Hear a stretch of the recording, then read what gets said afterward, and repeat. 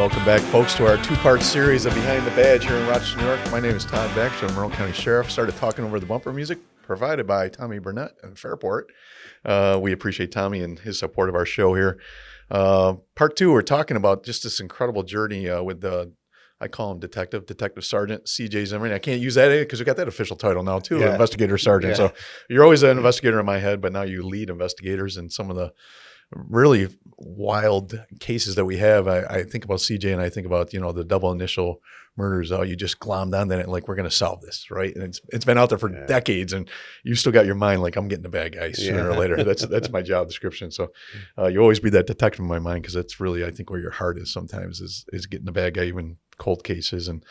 And your awesome sister Linda, who's in here sharing her book, Braving Therapy, and your experience through a lot of episode one. We talked about just the whole building of post-traumatic stress and finally breaking that open. And in episode number two, we want to go a little deeper into, what is this therapy thing, right? And why is it so good? We talked a lot about just talking in the first, just talk.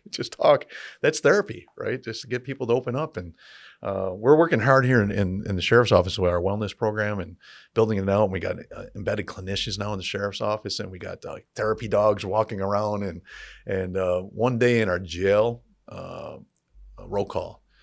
This is after we did our wellness programs, been up and running about a year and a half. And we're wondering if deputies are going to climb onto this. And one deputy in a roll call is 60 other jail deputies, which is a hardcore crew of people, said, "Hey, talking to a therapist, hey, can I talk to you after roll call?" Said it in public in front of all their peers. And the fact that it was that moment for me, like, we're getting somewhere here, right? He's brave enough to say in front of his peers, "I'd like to talk to you after roll call." Incredible moment. Can I just say too that we had CJ and your one of your Butler. Dr. Butler came out to Rotary last year, and we invited the sheriff's department and the police department to come in. And there were quite a few people that represented those two agencies in Genesee County. Yeah. And CJ talked about your wellness program, and man, they just jumped right on it and asked him to come back and talk to them about it in separate meetings. For the cops that are listening to us, and CJ nailed it a couple times in episode one. I mean, this is the career will eat you up. The career will eat you up. The average age of death of a police officer, 57 years old. I mean, we're earning these retirements and not enjoying them, right? We're dying. We're given 20 years of our life in the service of our community. It's not from a gunshot wound. It's from the stress of the job and the dysfunction of what we do for a living, right? And the new policies and general orders and the shift work and the bad diets and the drinking and it on average, it takes 20 years off a cop's life. I mean, at least we could do is freaking talk about it, right? At least we could do is open up and say, why would I give 20? You wouldn't let a bad guy shoot your brother or sister police officer, but we'll let each other eat each other up for a living to the point it takes years through trauma off our lives. And the thing I think of is it's not just cops. It's part of everybody in the law enforcement profession, the DAs, the defense attorneys, everybody, 911. Absorbing that dispatch. And I don't think that most people realize how the profession has affected them. Mm-hmm. And the really true test is to look at yourself really honestly before you got hired, how you viewed the world, and then after being just on the job for a couple of years. But in any event, this topic, I think, is an excellent topic for anybody. It's not just law enforcement. Right. But I love the title, Braving Therapy. I mean, we were talking off the air, I think, about the title and the cover page and all this. And like, it really is. It's a scary environment to talk about therapy. I'm going to go knock on someone's door and expose myself to them? Not in a million years, right? You did it, though. You had that profound moment in your class. I didn't have much choice. Talk about that. Why not? I mean, because you've been burying this for, compartmentalizing, whatever term we Right. And I talk, there are a couple of chapters in the book that talk about traumatic memory and how memory is stored and what actually causes post-traumatic stress disorder, PTSD. And a lot of people have trauma. And what happens when you have a traumatic situation is you have a part of your brain that just like goes into the kind of operations mode, and you're when something scary happens, your heart rate elevates and your pupils dilate and you start breathing faster. Those are all things that's controlled by the amygdala, and those are all things that that happen to prepare you to either fight or flee. Like they're oxygenating your muscles, and they're getting more oxygen in your system, and your eyes dilate to be able to see things better, and all those kind of sensations. And then afterwards, for normal situations, you take those bodily sensations, and I like to describe it. I read it in a paper when I was just starting therapy, when I was researching like what's going on with me, that memories are biology combined with biography. So the biology are the sensations that we feel when we're in a situation, and the biography is the narrative that we put to that. So, and then you store the memories. So those are memories. So you have all of these sensations, and then you think it through, you talk about it, you put a narrative to those feelings that you have, and you store it appropriately in your brain where you can pull it out when you want to, and it stays in your memory when you don't want to think about it and you have control over it. With trauma that people don't deal with, the cover of the book has a doorway with a big black hole in it, and that's kind of how I envisioned it, that you are shoving your feelings into that closet. It's so uncomfortable to deal with them, and talking about it is uncomfortable, and so you just shove them away.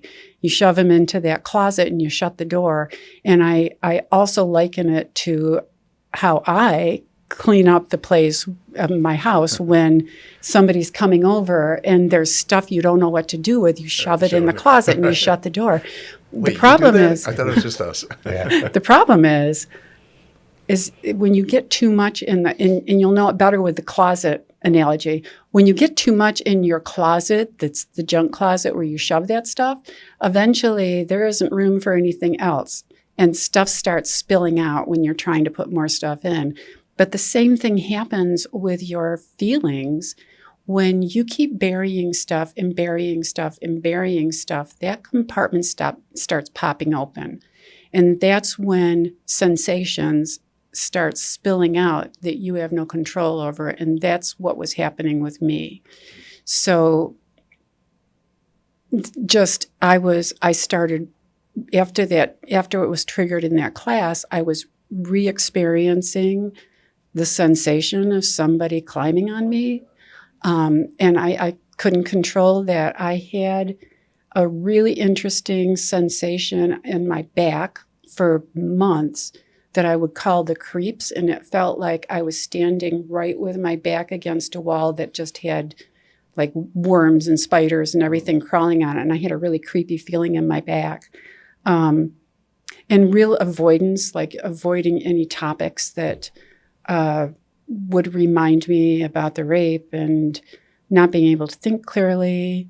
There were just, and I wasn't able to sleep. I wasn't able to eat anymore. And for anybody in our family, like not being able to eat, that was really strange. Like I could only drink like the Carnation instant breakfasts, I think.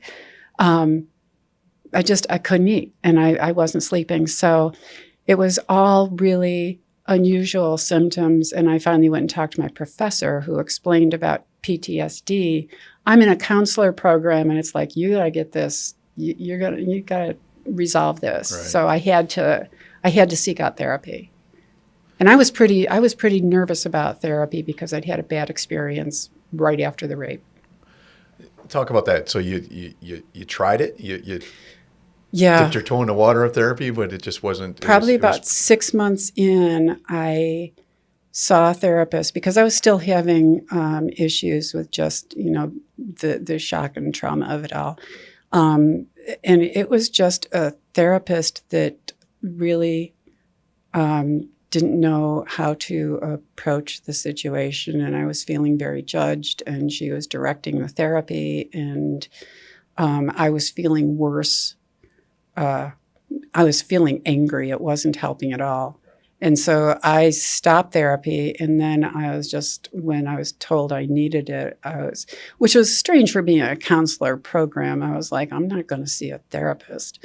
But I was really careful about, and I talk about seeking therapy and all the objections that you have with yourself. And there were certain things that I was never going to talk about. Like and I was afraid that somehow a therapist would be able to wheedle them out of me. And I was like, no, never going to talk about that. If I don't talk about it, I don't talk to them. I don't have to talk about it, right? Right. So, I talk about all of the kind of objections that you have, and how I went about finding a therapist who was a good therapist for PTSD and worked well for me. But ultimately, I think it is that even if the first therapist that you tried isn't a good fit for you, if you don't connect with them. We were talking off camera about that chaotic, there's just so much there that it's overwhelming, the thought of talking about it, because there's no way you could explain it all. And if you're with the right therapist, you're talking about the right things immediately. Right. It's like you don't have to wade through all of that stuff. Yeah, you almost want to be, I can't systematically think about how this is going to unfold, right? And right. It's almost impossible to tell this story with all your emotions, you're compartmentalizing. Yeah, it's overwhelming just to think about it. Yes. So I have a question for you. Yeah. So the rape happened in 1980, and then the PTSD really started to take off like a forest fire in 1998. Yeah. But during that 18 years, everything was being compartmentalized and you were able to keep that closet door shut. If you had gotten into therapy a lot sooner, would that have improved the quality of your life?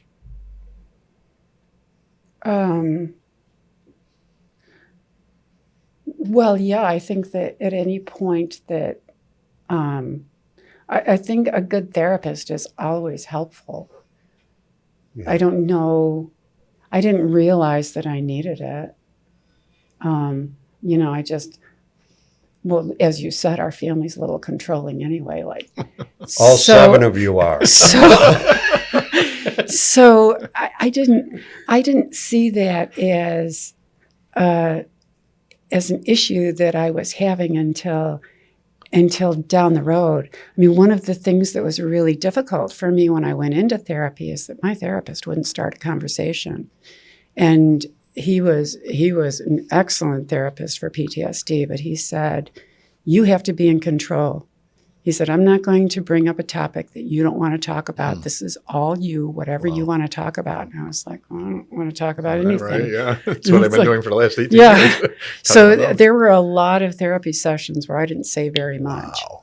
Yeah. And I think I gave him the manuscript before I sent it for editing, because I wanted to make sure I didn't misrepresent him, because I put a lot of words in his mouth. Right. And I just have this vision that he was like, oh my gosh, that's what she was talking. That was what was going on in her head while she wasn't talking. Right. Yeah.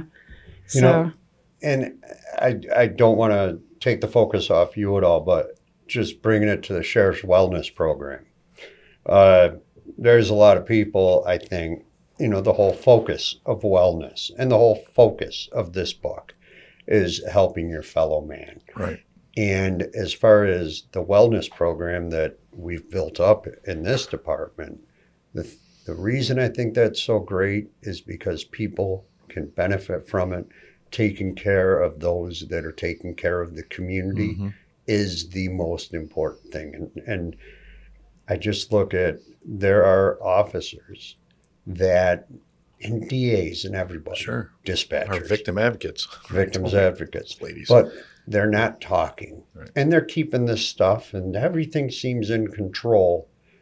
But the point is, instead of waiting until you're depressed and everything's coming unglued, start going to therapy or start braving therapy now. It's never Yeah, too early. it's interesting. I had a couple of medical professionals read the book, and they had the same reaction that the legal. I Right. had some lawyers read the book, and it was both the lawyers said, you need to give this to some judges. And the medical profession said, all the doctors and nurses need to read this because all of them identified with that. The accomplished people have a persona of having it all covered, and they're all beating themselves up and not sharing, and also not sharing with people their own stories. And so other people are like, oh man, that was me too. And if you don't share it, then other people aren't going to open up around you. Yeah, and in law enforcement, we concentrate on that because that's who we are. But there's nowhere in life there's not stress. There's nowhere in life there's not accumulative stress. If you care about another human being, that's just a cycle of life that we go through with young kids and our elderly adults passing away, and you get to a certain. I mean, it seems like I go to more funerals now, and I go to birthday parties anymore. Or just I'm getting to be 60, right? Now I'm like, it's just own it, acknowledge it, and get to it as quick as possible, and you can help. It'll never be perfect, but braving therapy, it just stuck with me so much. Like, it's not an easy leap. It's a leap of faith, right? And it's not easy. The fact that you can brave it. Before we go into CJ, I know you had one more. I thought the description that we talked about, I think earlier in the first episode, was, that filing cabinet and it's overloaded now. There's papers all over the floor. Yeah. And to try and organize that and put it, it's much easier just to pack away or step over them and keep on walking over them. It's just part of life. Suck it up, buttercup. Let's move on, right? That's what we say in law. Let's go to work. Yeah. But man, just that was such a vivid description. And then when you said in the book, now the therapist is going to make you pick one up and talk about just what do you see on that one piece of paper that's laying on the floor? Wow, it was so descriptive for me. So I have that memory, and it still of all of the file cabinets being emptied and all of the papers and files just being scattered all over the floor.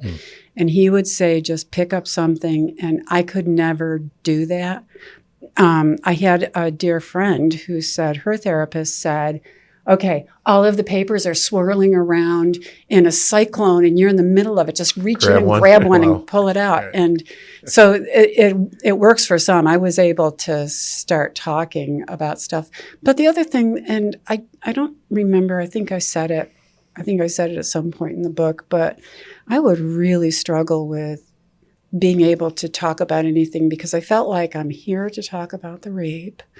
And if I'm not talking about that, and what I really discovered, it was years in with, and I struggled with depression and anxiety and everything, is that I had a lot of stuff that I had buried throughout my life.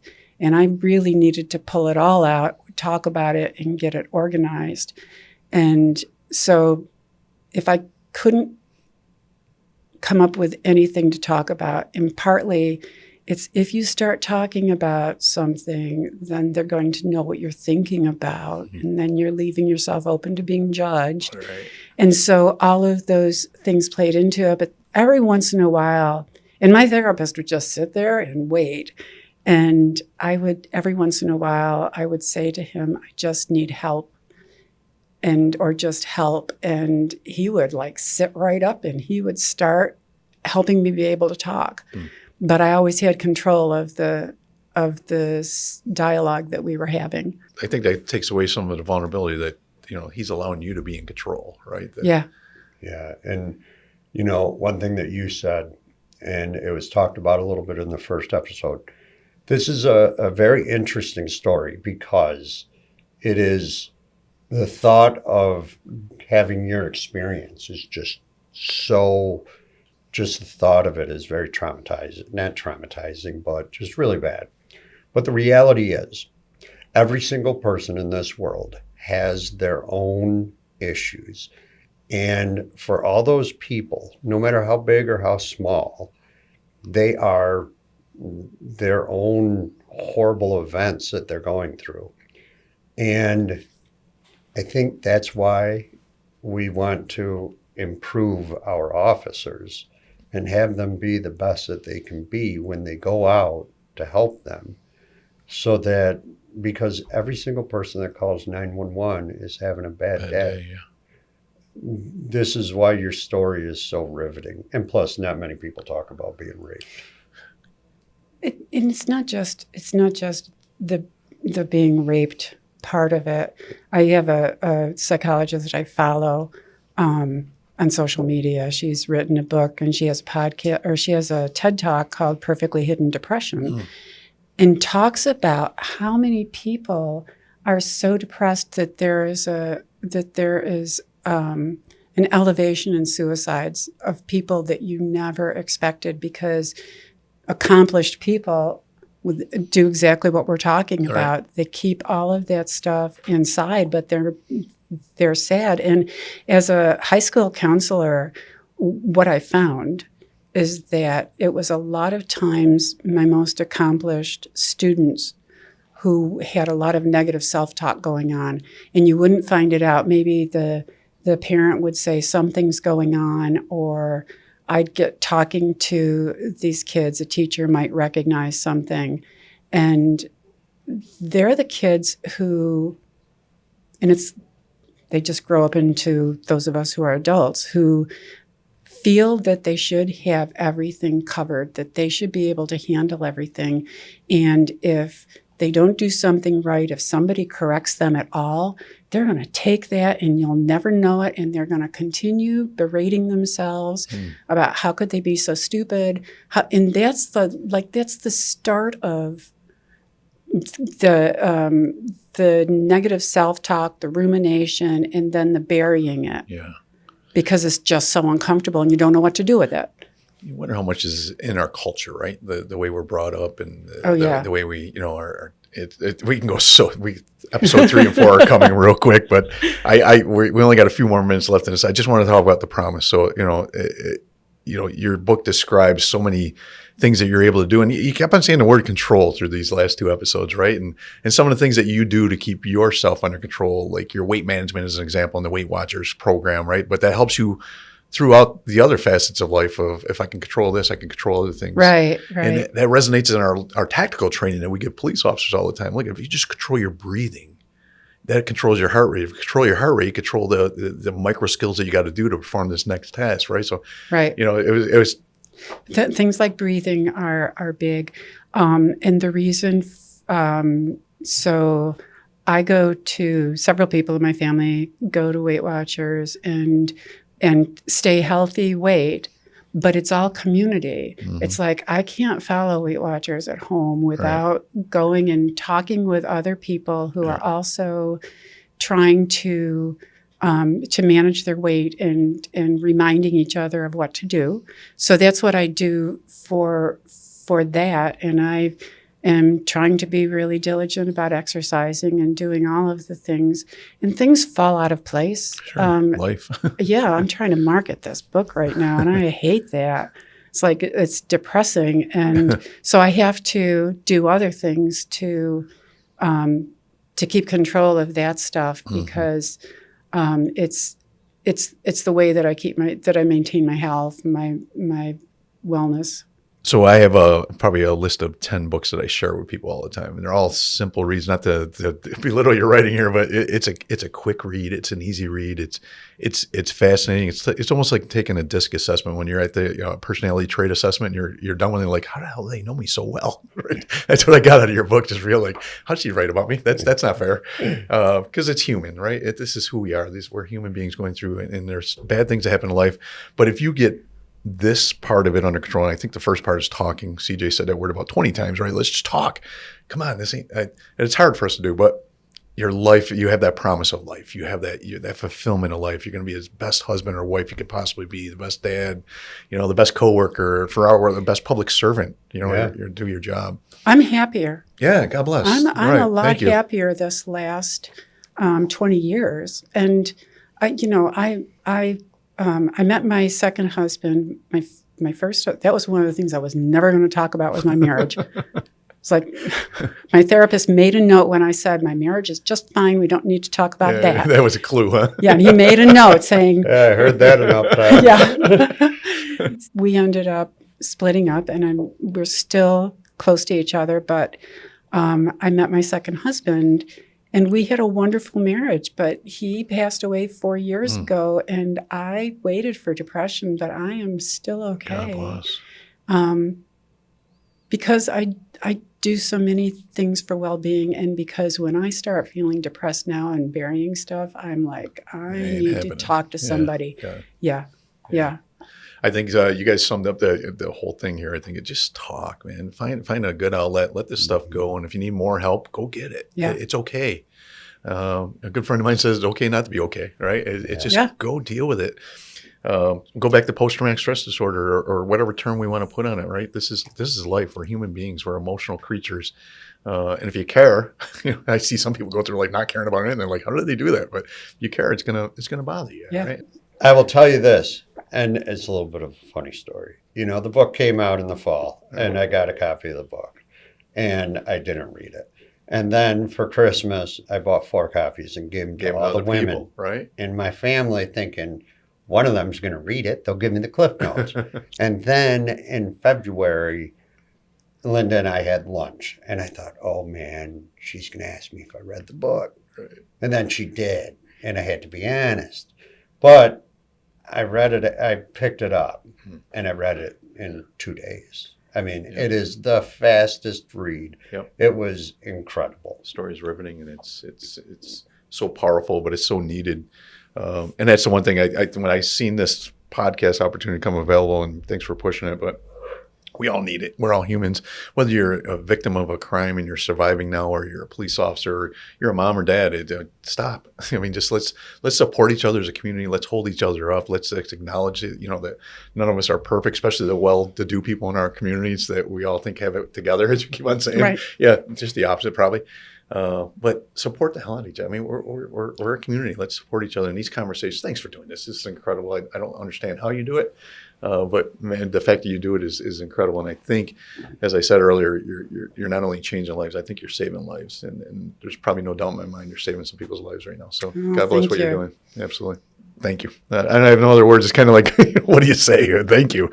Thanks for sharing this. Thanks for writing the book. And thanks, absolutely. And I think we might be exploring this conversation further. I'd like to talk about the American culture and what we're doing as Americans, and with this type of conversation, whether it's talking about the residual effects of trauma, or it's talking about what we're teaching our young kids about, the becoming adults, right? And let's talk about these things. And it's amazing. But till next week, folks, I hope you learned a little bit about this incredible story. Braving therapy. Talk. CJ said it about 20 times. Talk. Just go talk to somebody. God bless you. The next week, be safe.